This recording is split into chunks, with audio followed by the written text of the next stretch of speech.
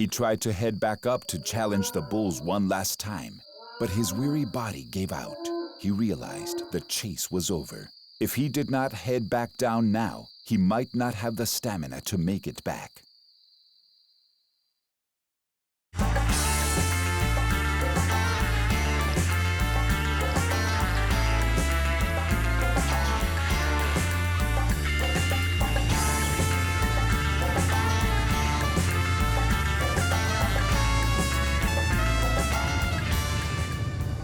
After a good night's sleep, the sportsman headed out at daylight for an early scouting expedition.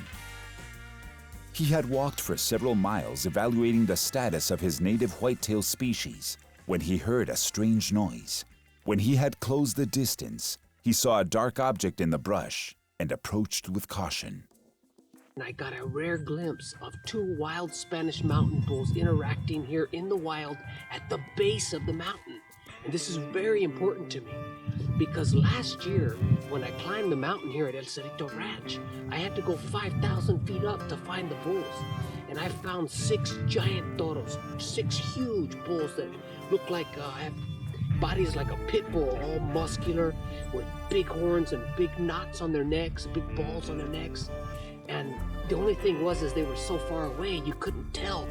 The video just didn't do it justice because they were so far away we didn't have the lenses to reach that far.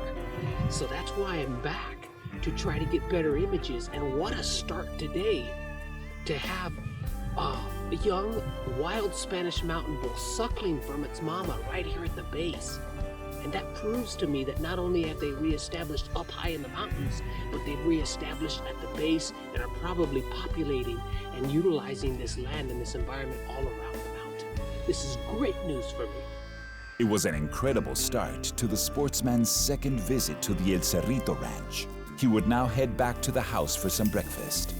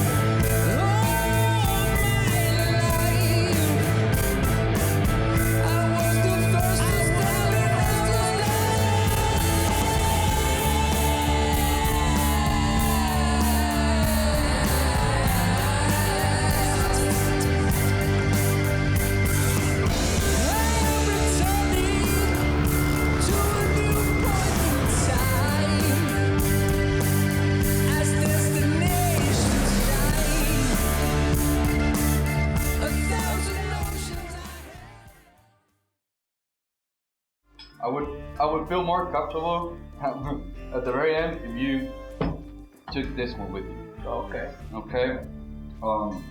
Just in case it's gonna help you make some good noise, or you can take a couple of shots. Try to. You know, I probably won't use it, but I'll take I know. it if it makes you feel better. It makes me feel better. All right. Thank you. No problem. Hey, I also have this little propane stove, but I don't know if you're too loaded. You don't want to be too heavy. No, that's okay. Because it's either this or leña. That's all right. We'll gather some firewood. Perfect. I think that's a wise decision. Yeah. Awesome. I appreciate it. Sure. We'll get to see some of the bulls. All right. Yeah. Hopefully. I'm sure you will. I'm sure you will. The weather's clearing up. There's gonna be some sun tomorrow, so there's gonna be movement up there for sure. Awesome. Awesome. Perfect. All right. Let me take this. This land has seen a lot of battles. It's got a very old history.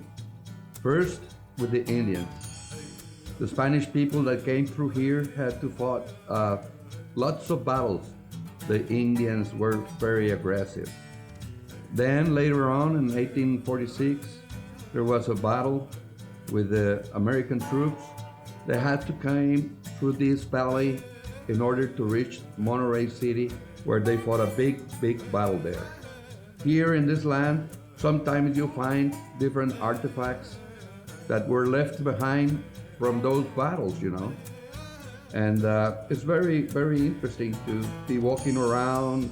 You find something like an old musket or a cannonball or the bullet from an arquebus. Very old items, but it's been a long time ever since people's been fighting battles in this land.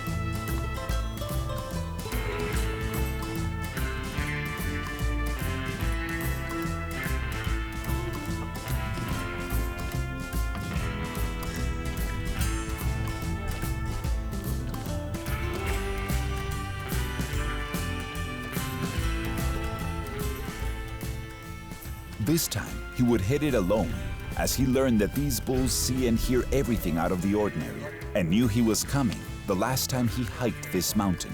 The closer he got to them, the higher they went, and when he finally made it to the top, they had actually descended down the other side. Ese cazador, para ir a matar ese toro, solamente con un arco y una flecha de madera, verdaderamente tiene que estar loco. The sportsman had learned a valuable lesson in the bull's awareness of their environment. But was his decision to challenge Bull Mountain on his own the right choice? He was off to a late start and needed to make base camp before nightfall, or he will have to sleep out in whatever elements the mountain throws at him.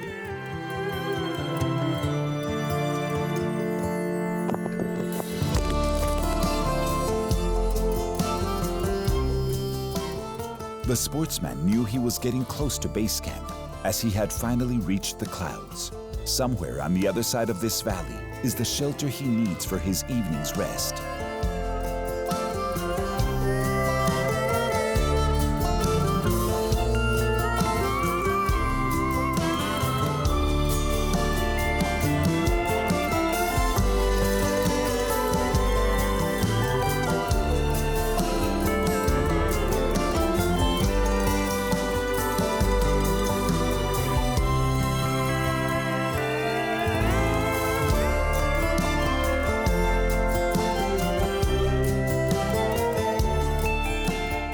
He would not light a fire to keep warm this night, for fear it would alarm the bulls and keep him from getting the images he needed. The following morning, the sportsman awoke to the bugles of mature bulls. He knew his sacrifice of sleep without the heat of a fire had paid off.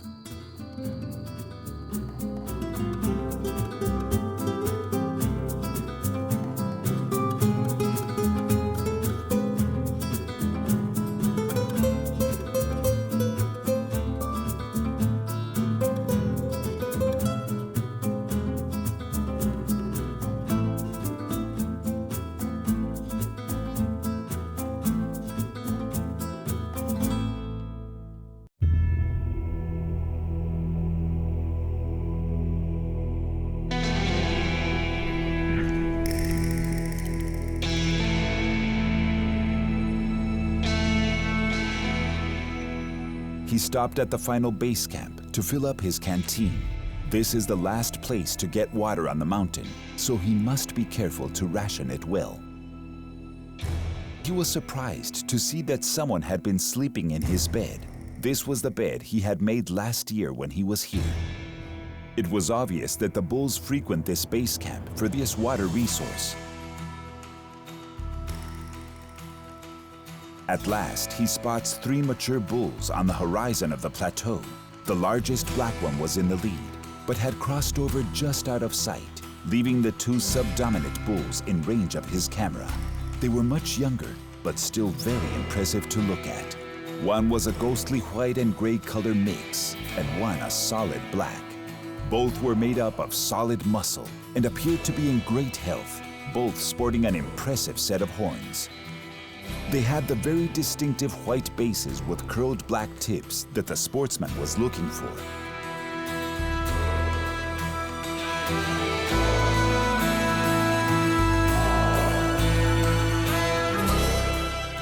After reaching the summit, he spotted 2 of the bulls off in the distance and decided he would try to get close enough to challenge one of them with his bow and arrow. The terrain looked much easier to cross than it actually was. Everything is so much further and more difficult to walk across than it appears. It did not take long for the bulls to notice they were being followed and quickly left the area.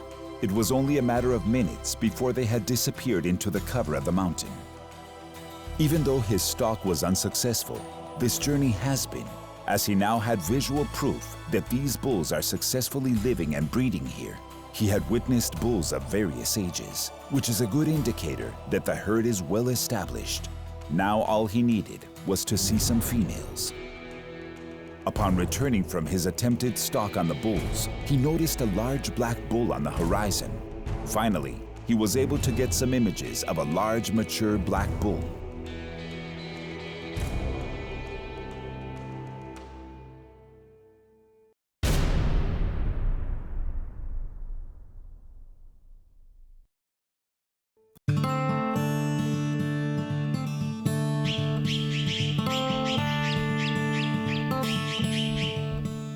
The sun was now at its highest for the day, and heat was bearing down on the tired sportsman, so he sought out shelter from the scorching heat in one of the abandoned mines. Aquí cuando mi abuelo vivía y era más joven, corría el año de 1900, firmó un contrato con una compañía minera que se llamó Compañía Minera Fundidora de Monterrey. Esa compañía estuvo explotando el mineral de fierro desde el año de 1900 en ese pico de Candela y en la base del Cerro del Carrizal, de la Sierra del Carrizal.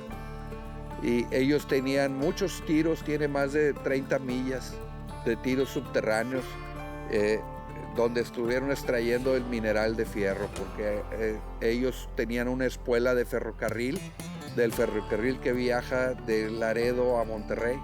Y aquí cargaban todo ese mineral para ir a dar a Monterrey a una gran fundición, que fue la primera en toda América Latina.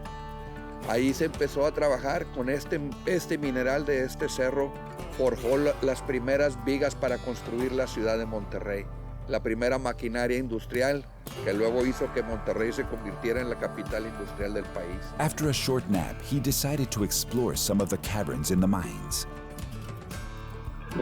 Well, I was down inside this mine shaft, just killing some time. And last time I was here, I found a really nice quartz crystal. So I came down here again. And to my surprise, I found another one. A really nice one, perfect shape. But while I was down here, I found a tomb of one of the bulls. See, here in these mountain regions, these bulls don't have any predators, any natural predators of any kind. So they usually only die of old age. And I found a shelter for the miners that mine this mountain. And I found the remains of a bull inside of that shelter and right here beneath me here. So just goes to show you that they seek out places of solitude when they go to lay their head to rest for that final time. Later that evening, the sportsman headed out of the mine in search of more bulls. he spotted a medium-sized black bull off in the distance and then decided to head back down the mountain. The experience of being here is just tremendous. A memory that will last a lifetime. There's still some daylight, so hopefully I'll be able to get an image, some photographs of some up close, but if I don't, I'm happy with the way this trip's turned out as is, so we'll have to come back again some other time. As he was leaving, he encountered a small group of female bulls grazing in the valley in front of him. This is exactly what he was looking for, a visual of healthy females with their offspring. This really was the missing link. These bulls are thriving in this environment. The former mining operations have created water sources that would otherwise not be available, and is the main reason for them being able to survive here. This is clearly a unique ecosystem found nowhere else in the world. Here, in the heart of the Sierra Madres, the Toro Bravo is king of the mountain. After making it back to the lower level base camp, the sportsman built a fire to keep warm and settled in for the night. A much-needed rest was in order, so he could regain his strength before descending down the mountain in the morning.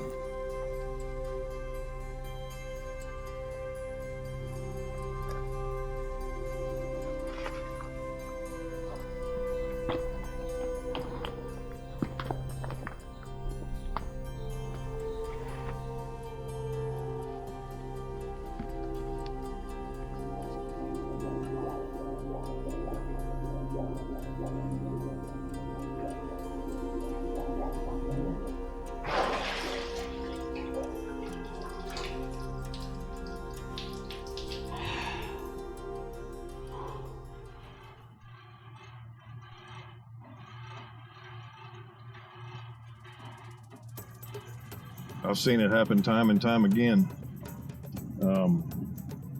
They'll lay down, if you get them under stress, they'll lay down and close their eyes, and I think even sometimes they hold their breath to keep from moving. And they'll wait till you drop your guard and walk into that zone, man. It doesn't matter if it's 5 feet or 10 feet, buddy. When you get in their zone, when they think they can get you, they're back up and on you just like that. I absolutely love dangerous animals. That's why I became involved with these bulls. Started researching, fighting bulls and Spanish bulls and bloodlines and everything, and how go about getting them here in the States. And one thing led to another, and went down to Mexico and started buying bulls and moving them to my ranch in Del Rio. And that was the beginning of dangerous game in Texas. I've been doing this for about 6 years now, and I'd like to think I got all the bugs worked out, but with these animals, you don't ever get them completely figured out. But it's just like my neighbor. I had a bull get over on the ranch next door, and he called me and said, "Dennis, I really need you to get that bull out of my pasture because I got some bow hunters going to be in there on foot." And boy, am I glad he called me and asked me, because when we went in there to get that bull, it turned into a major fiasco. He set up an ambush, circled us, and come in behind us and launched an attack. Man, that thing come up and he started fighting the tractor, and I took off running. Didn't have any place to go, and I could hear him coming, and I know the good Lord had to be involved in this deal, because just as soon as he almost hit me in the back, I tripped and went down, and he went right over the top of me and then went and hit a truck in front of us and then went off into the monte. Cape buffalo are extremely dangerous when wounded and often when not wounded, and so is the Spanish fighting bull.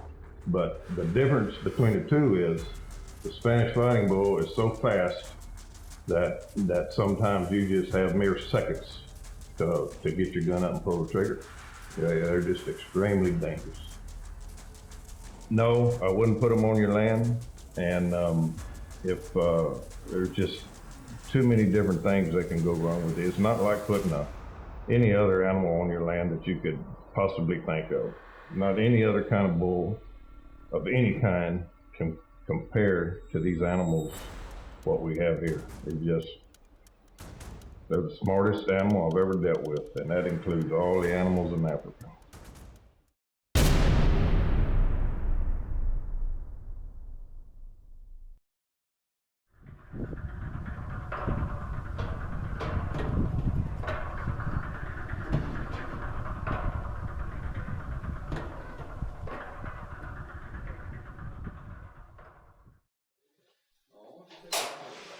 We're preparing again. This is our third and final attempt to get good images of the bulls.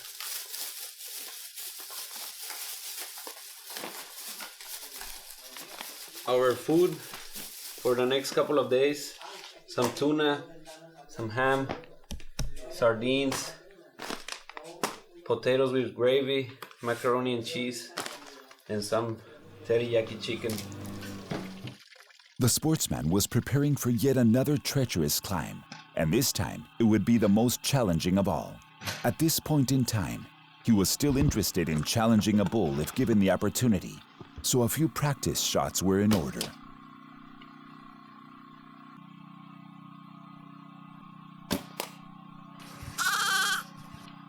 He had become somewhat addicted to spending time on Bull Mountain, and his desire to hunt a bull was slowly fading.